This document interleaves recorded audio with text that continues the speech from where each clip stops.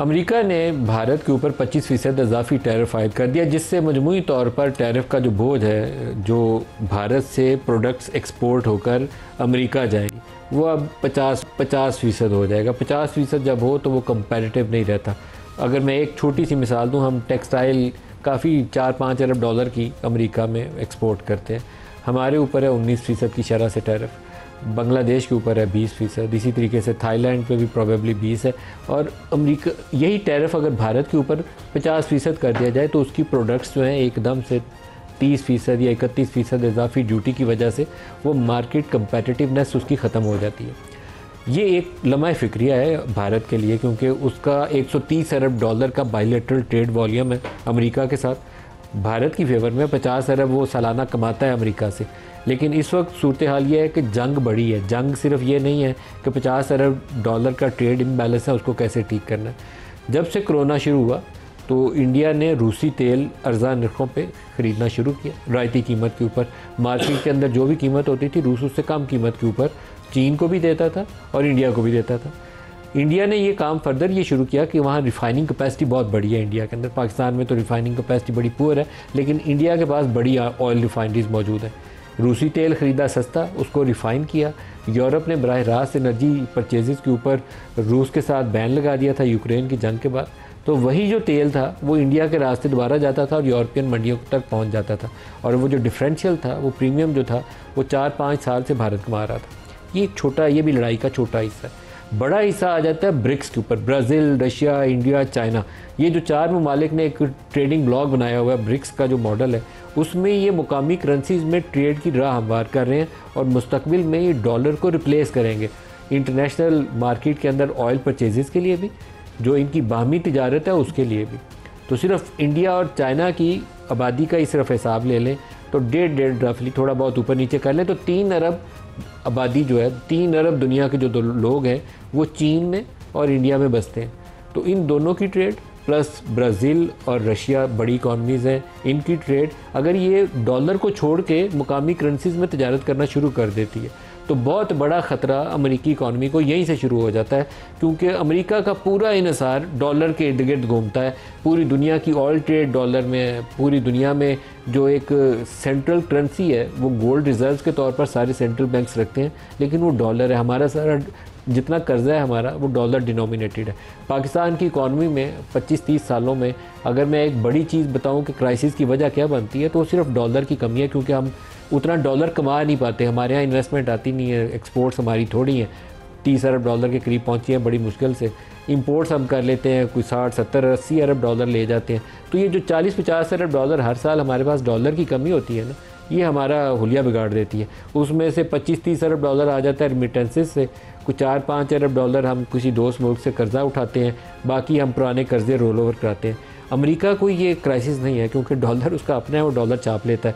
बड़ा current account deficit है, बड़ा फिजिकल डेफिसिट है, लेकिन इसके बावजूद चलता जा रहा है, इसलिए कि डॉलर उसके पास खुद मौजूद है, वो और छाप लेता है, उसका काम चल जाता है। पाकिस्तान को ये लग्जरी अवेलेबल नहीं है। अगर ये इंडिया, चाइना, रूस, ब्राज़ील और दीगर जो रुकन ममालिक हैं ब्रिक्स वाले जो ट्रेडिंग ब्लॉक है उसके, वो डॉलर को ही छोड़ दें तो फिर तो उसको एक्ट ऑफ वॉर के तौर पर ट्रीट करता है ट्रंप और अमेरिका। और इस वक्त वो एक्ट ऑफ वॉर ही है जो इन दोनों को आमने सामने खड़ा कर रहा है। गो मेरा ख्याल ये है कि सूनर और लेटर ये दोनों आपस में दोबारा से एग्रीमेंट करेंगे। ये जो 25%, 50% टैरिफ आयद हो रहे हैं, इंडिया भी दबाव में आएगा। इंडिया इतना तगड़ा नहीं है। 25 सालों में बिल क्लिंटन के विज़िट के बाद से अमेरिका ने बहुत ज़्यादा बिल्ड किया इंडिया को चाइना के मुकाबले में खड़ा करने के लिए। तो उसकी इकॉनमी हमारे से बहुत तगड़ी होगी, उसका साइज़ भी हमसे बड़ा। तो लेकिन जैसे ही वो दस्ते शफ़क़त उसका अमेरिका का उसके सर से हटेगा तो वहाँ क्राइसिस भी शुरू हो जाएगा, क्राइसिस आएगा। और वो रियलाइजेशन जैसे ही डेवलप होगी तो फिर ये दोनों एक दूसरे के करीब आएंगे और दोबारा एग्रीमेंट की कोशिश करेंगे, वैसे ही जैसे चाइना और अमेरिका का एग्रीमेंट हुआ।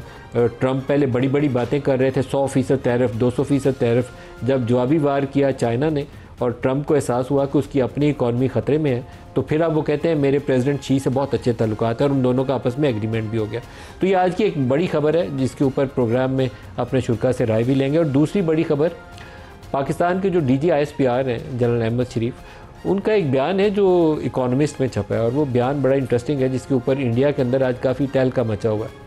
उन्होंने कहा कि अगर इंडिया दोबारा पाकिस्तान के ऊपर हमला करता है या करने की कोशिश करता है तो हम इस दफ़ा मशरक़ की जानिब से इंडिया के ऊपर वार करेंगे। अब ये आप मशरक़ी पाकिस्तान को ज़हन में रखिएगा, क्योंकि इंडिया सारे में इस वक्त वो एक उनके अंदर जो क्योस या अफरा तफरी मची है ना इस बयान के बाद, वो इसीलिए पैदा हुई है कि जब उनके जहन में आ गया कि बांग्लादेश वाली साइड से इंडिया के ऊपर हमलावर होंगे।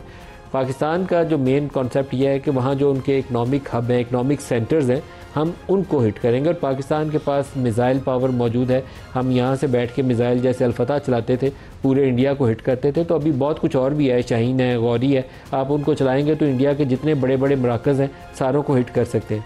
लेकिन इंडिया में आज इसके ऊपर काफ़ी ज़्यादा रद्द-ए-अमल आया। पूरा मीडिया उनका, पूरे उनके वो जो रॉ प्रोमोटेड एनालिस्ट का एक ग्रुप है, वो सुबह से शोर मचा रहे हैं कि बांग्लादेश के रास्ते कुछ इंडिया के ऊपर हमला करने का पाकिस्तान प्लान बना रहा है। पाकिस्तान ऐसा प्लान नहीं कर रहा। आप दोबारा मस्ती करेंगे तो यहीं से पाकिस्तानी सरजमीन से बटन दबाएंगे और वो मिसाइल चलेंगे, और वो पूरे इंडिया को अपनी लपेट में लेने की पूरी सलाहियत रखते हैं।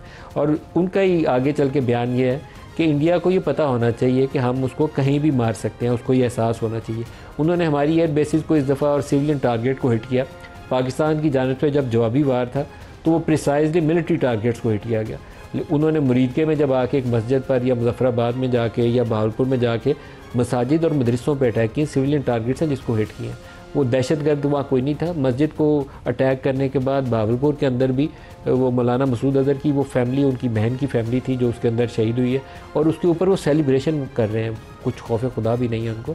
लेकिन यहाँ से जब जवाबी वार गया, जिसमें जहाज़ भी गए पहले दिन, और बाद में उनकी बेसेस अटैक हुई हैं। S-400 का उनका जो एक मेन मरकज़ था, जो बड़ी सक्सेस पाकिस्तान एयरफोर्स की कंसिडर की जानी चाहिए, उसको अटैक किया गया। तो फिर उसके होश ठिकाने हुए कि यहाँ से जवाबी वार तगड़ा है। तो इस दफ़ा ऐलान यह है कि हम जाएंगे तो आपके जो इकनॉमिक सेंटर्स हैं उनको भी जाके तो हिट करेंगे।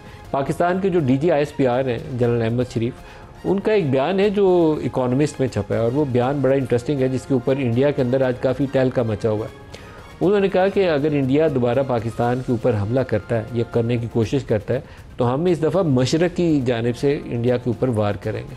अब ये आप मशरक़ी पाकिस्तान को ज़हन में रखिएगा, क्योंकि इंडिया सारे में इस वक्त वो एक उनके अंदर जो क्योस या अफरा तफरी मची है ना इस बयान के बाद, वो इसीलिए पैदा हुई है कि जब उनके जहन में आ गया कि बांग्लादेश वाली साइड से इंडिया के ऊपर हमलावर होंगे।